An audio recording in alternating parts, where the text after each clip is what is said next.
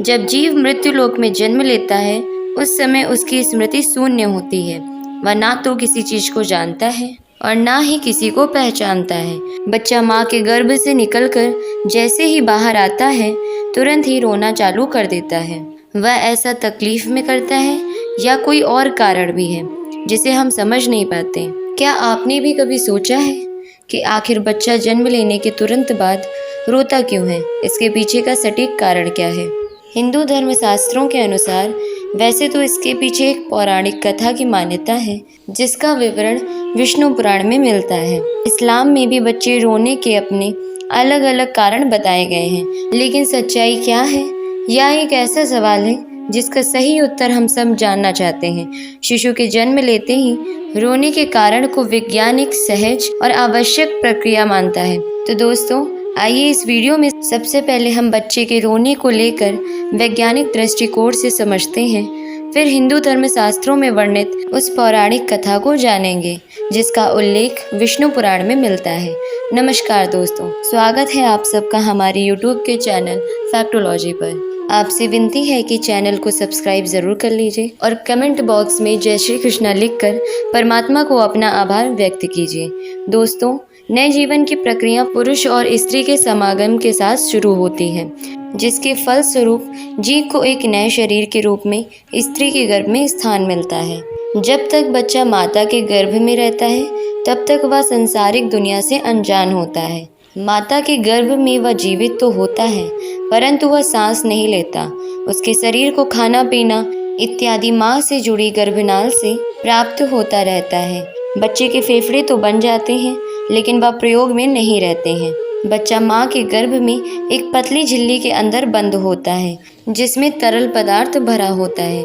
इस तरल पदार्थ को वैज्ञानिक में एमनियोटिक फ्लूइड बोलते हैं। यही तरल पदार्थ बच्चे के मुंह, श्वास नली और फेफड़ों तक में पहुंच जाता है। लेकिन जब तक बच्चा माँ के गर्भ में रहता है तब तक इस तरल पदार्थ से बच्चे को कोई कष्ट नहीं होता है, बल्कि इसी तरल पदार्थ की वजह से वह अपने माँ के गर्भ में सुरक्षित रहता है। प्रसव की क्रिया माँ और बच्चे दोनों के लिए कष्टदायक होती है। बच्चा बहुत सक्रिय मार्ग से निकलकर दुनिया में आता है। जिस क्षण बच्चा माँ के गर्भ से बाहर निकलकर इस संसार में आता है उसके आसपास का परिवेश बदल जाता है। अब शिशु को जीवित रहने के लिए श्वास की ज़रूरत होती है। शिशु के फेफड़े प्रथम बार काम करना शुरू करते हैं, लेकिन फेफड़े में वही तरल पदार्थ पहले से ही भरा होता है जिसे बाहर निकलना बच्चे के स्वास्थ्य के लिए बहुत ज़रूरी होता है। इसीलिए डॉक्टर बच्चे की डिलीवरी होते ही गर्भनाल को काट देते हैं और बच्चे को उल्टा करके उसके मुंह से इसी तरल पदार्थ को निकालते हैं। ऐसी असहज स्थिति में बच्चा प्रथम बार रोता है। रोने की प्रक्रिया के दौरान बच्चा एक गहरी सांस लेता है जिससे हवा फेफड़ों के अंदर प्रवेश करने लगती है और फेफड़े में भरा तरल पदार्थ बाहर निकलने लगता है। इसीलिए बच्चे का प्रथम बार रोना बच्चे के स्वस्थ होने का संकेत होता है। अगर बच्चा स्वयं से नहीं रोता तो डॉक्टर बच्चे की पीठ पर हल्के हाथ से थपकी लगाकर उसे रुलाने का प्रयास करते हैं जिससे फेफड़ों में हवा जा सके और तरल पदार्थ बाहर आ सके। बच्चे के दिमाग को सही ढंग से काम करने के लिए एवं बच्चे के शरीर को सुचारू रूप से कार्य करने के लिए ऑक्सीजन की ज़रूरत बहुत होती है। जिन बच्चों के फेफड़े से तरल पदार्थ नहीं निकल पाता उनके फेफड़े में पर्याप्त हवा नहीं पहुंच पाती।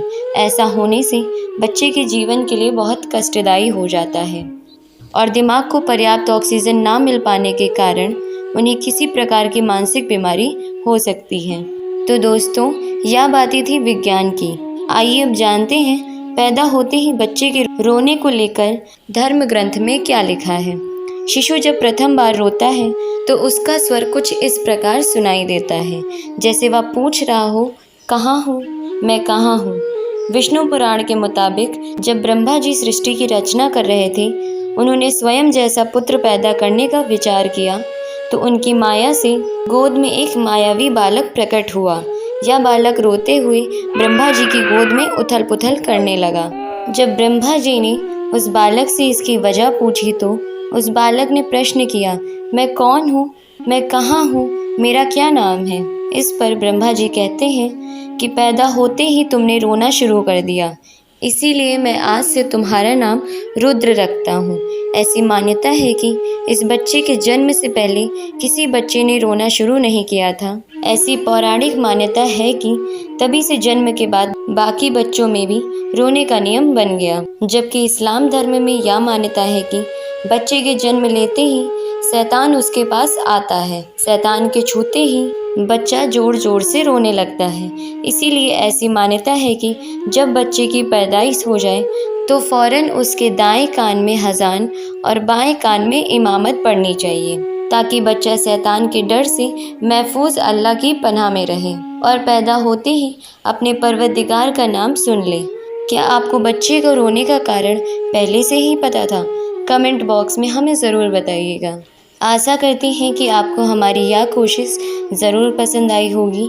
अगर हमारा यह प्रयास सफल रहा हो तो प्लीज़ वीडियो को लाइक कीजिए और ऐसे ही वीडियो को देखने के लिए हमारे चैनल को सब्सक्राइब ज़रूर कर लीजिए। धन्यवाद दोस्तों, आपका दिन मंगलमय हो। मिलते हैं अगले वीडियो में।